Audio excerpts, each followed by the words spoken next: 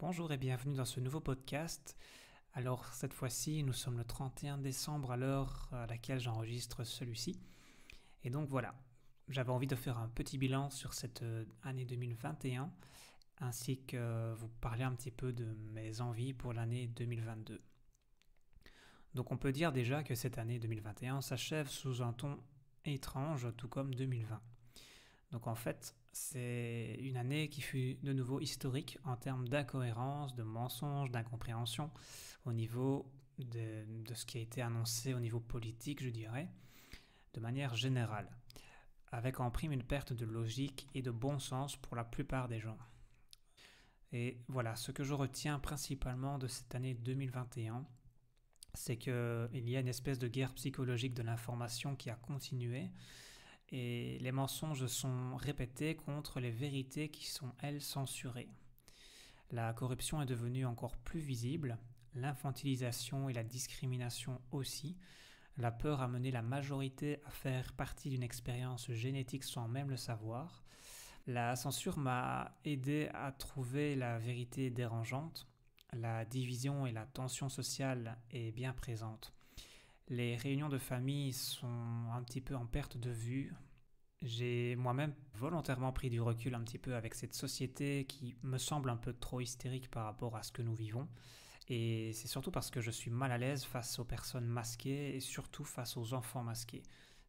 J'ai vraiment du mal avec ça. Pour moi, c'est vraiment problématique. Ça crée plus de problèmes que de protection.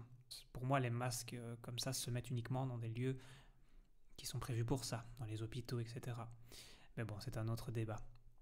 De plus, je dirais que mon intuition profonde ainsi que mes compréhensions me disent qu'il n'est pas bon de suivre la volonté d'en haut, à savoir tests et injections expérimentales à tout va, en oubliant la santé, la physiologie, la science non corrompue, bref, tout ce qui fait de nous des humains en fait.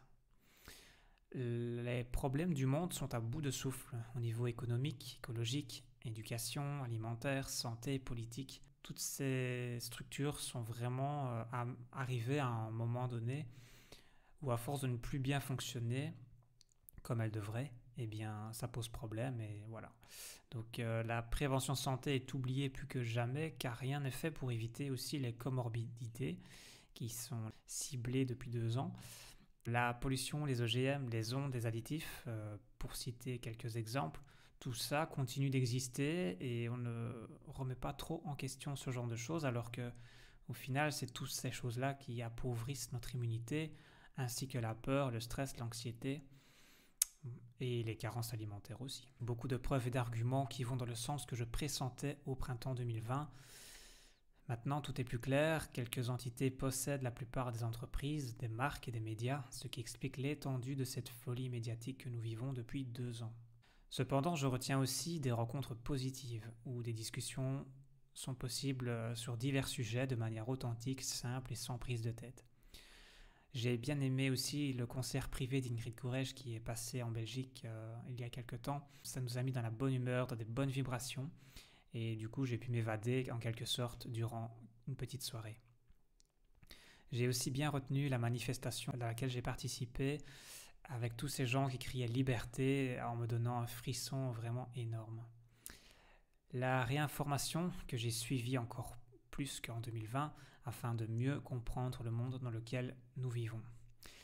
Tout ce que j'ai pu apprendre sur divers sujets parce que voilà, même si le fait de se réinformer sur le côté ça prend déjà pas mal de temps, en plus de son travail, de sa propre vie personnelle, j'ai quand même aussi suivi des informations sur d'autres sujets, sur la nutrition bien sûr, mais aussi sur d'autres choses plus développement personnel, spirituel, etc. et sportif. Mais j'ai surtout aussi démarré mon activité complémentaire en coaching en nutrition. Et donc j'ai eu mes premiers clients, j'ai eu mes premiers suivis, j'ai pu créer des vidéos, des formations en ligne. Et tout ça, c'était quelque chose qui était dans ma tête depuis un bon moment. Et ça m'a vraiment fait du bien de pouvoir sortir tout ça de ma tête en pratiquant vraiment les choses concrètement. Et ça m'a vraiment libéré un petit peu au niveau mental. Je retiens aussi que j'ai pu garder une bonne cadence sportive, donc malgré tout, le CrossFit c'est pas un sport facile, mais j'ai quand même pu tenir le coup en y allant toutes les semaines, plusieurs fois par semaine, toujours en m'écoutant parce que je prends vraiment de l'importance par rapport à ça. Je ne fais pas ça dans le but de devenir une montagne de muscles ou un compétiteur professionnel, simplement juste pour garder la santé à tous les niveaux. Mais voilà, j'ai préservé une bonne énergie, un bon sommeil et globalement tout s'est bien passé. D'ailleurs, en parlant de ça, ça fait plusieurs années que je n'ai pas pris de congé maladie. Et c'est bizarre parce que je me sens visé par le pouvoir politique et médiatique, parce que je suis un petit peu à l'encontre de ce qu'ils proposent. Et pourtant, je m'estime être en bonne santé et voilà, j'apprends comment prendre soin de ma santé et je fais ce qu'il faut pour ça tous les jours. Et je ne comprends pas pourquoi c'est des profils comme les miens qui posent problème dans la société où les autres sont malades. C'est peut-être que le problème est ailleurs, que le problème est au niveau du terrain, au niveau de l'immunité de chacun. Je pense que si la situation était vraiment grave, tout le monde serait impacté par cette maladie et ce n'est pas le cas. Je pense que les virus ne sont pas en train de sélectionner les gens, c'est juste qu'ils passent un petit peu chez tout le monde et la réaction n'est pas la même en fonction du terrain. Alors je ne dis pas que tout le monde est coupable de son terrain immunitaire ou génétique, bien entendu. Je peux comprendre que cela prend du temps, de l'énergie, de la motivation, de la discipline pour s'enrichir dans tous ces domaines, pour apprendre et pratiquer. Et voilà, on est dans une société où on court constamment après le temps et c'est difficile de prendre le temps de s'informer, de changer les choses, de changer les habitudes que l'on connaît depuis notre enfance. Et j'en ai bien conscience. Je ne juge pas à ce niveau-là. C'est juste un petit constat que je fais et peut-être que ça va aider certaines personnes voilà, à comprendre un petit peu les choses différemment. En tous les cas, c'est aussi grâce à mon cheminement intérieur de ces dernières années que j'ai pu garder le calme en moi, le lâcher-prise, l'espoir, la positivité. Voilà, même si c'est un petit peu pessimiste dans l'atmosphère, je parviens malgré tout à me dire, ok, là tout de suite, maintenant, en moi, tout va bien. Je n'ai pas à porter le poids du monde sur mes épaules. Et c'est important, je veux dire, on a besoin de prendre soin de soi dans un premier temps pour pouvoir faire du bien aux autres autour de soi aussi. Donc ce n'est pas égoïste, c'est juste dans l'ordre des choses. Mais voilà, je peux comprendre. Moi ici, j'ai un parcours personnel un petit peu différent peut-être de beaucoup de monde, parce que j'ai pris le temps de m'écouter, de faire des choses qui me plaisent, qui me permettent d'évoluer aussi intérieurement. Bref, c'est une question de choix et de routine au quotidien, c'est voilà. Mais voilà, le fait aussi de ne pas avoir de télévision depuis une dizaine d'années, ça m'aide beaucoup aussi à voir les choses différemment. Ça, je le remarque beaucoup. Je pense que ça fait aussi beaucoup du bien au moral de prendre un peu de recul par rapport à tout ça. Je ne dis pas qu'il faut se couper du monde, mais choisir ses informations et les regarder à un moment précis et pas non-stop toute la journée en restant dans la peur et l'angoisse.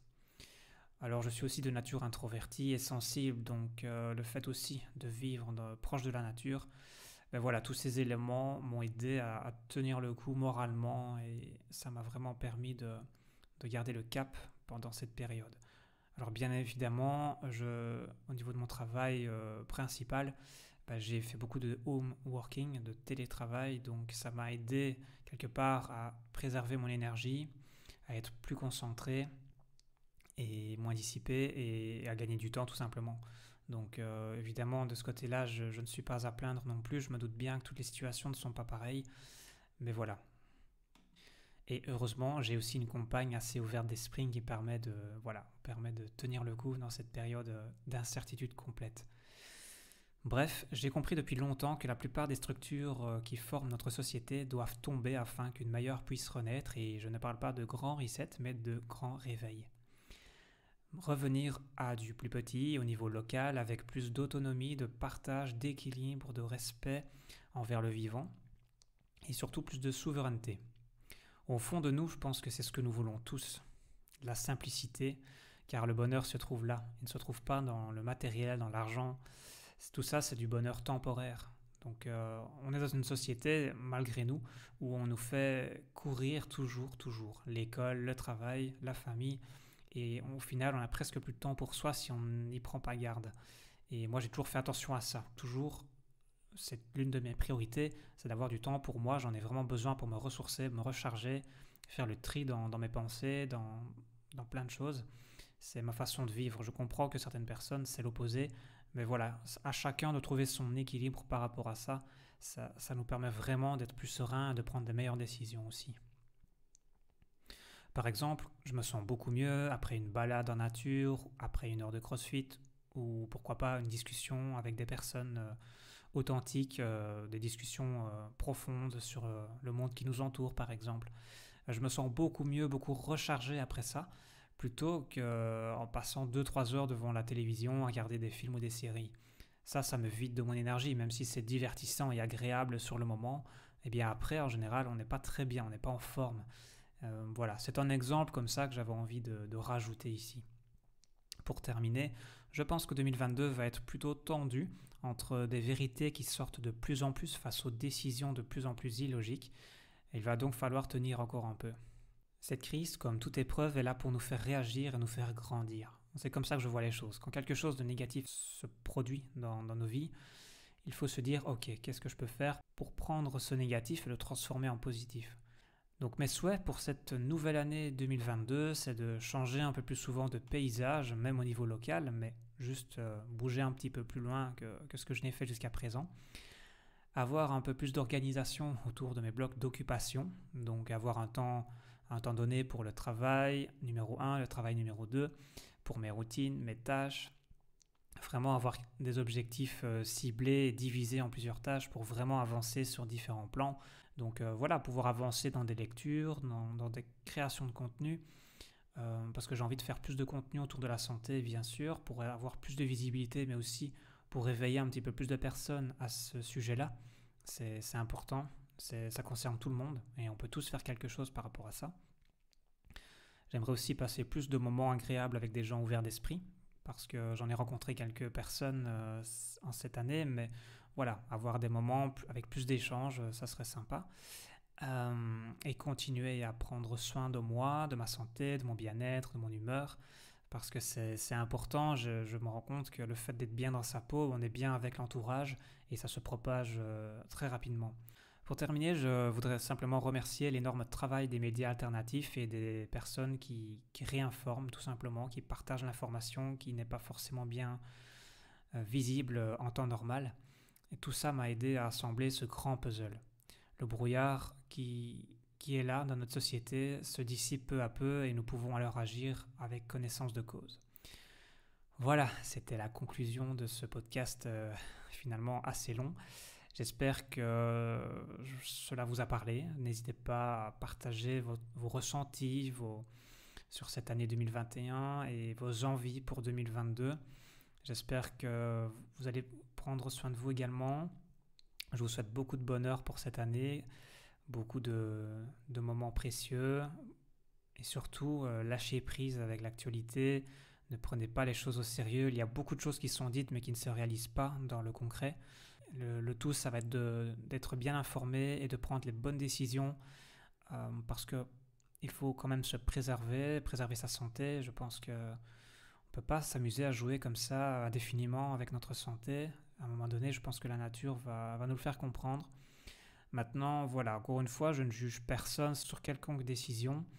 Chacun est libre de faire ce qu'il souhaite faire. Moi, je suis pour la liberté du choix, tout simplement. Moi, ce que j'aime faire, c'est apprendre des choses et les partager. Et voilà, celui que ça intéresse va lire l'information, celui que ça n'intéresse pas va tout simplement passer outre. Et voilà, c'est comme ça pour tous les sujets.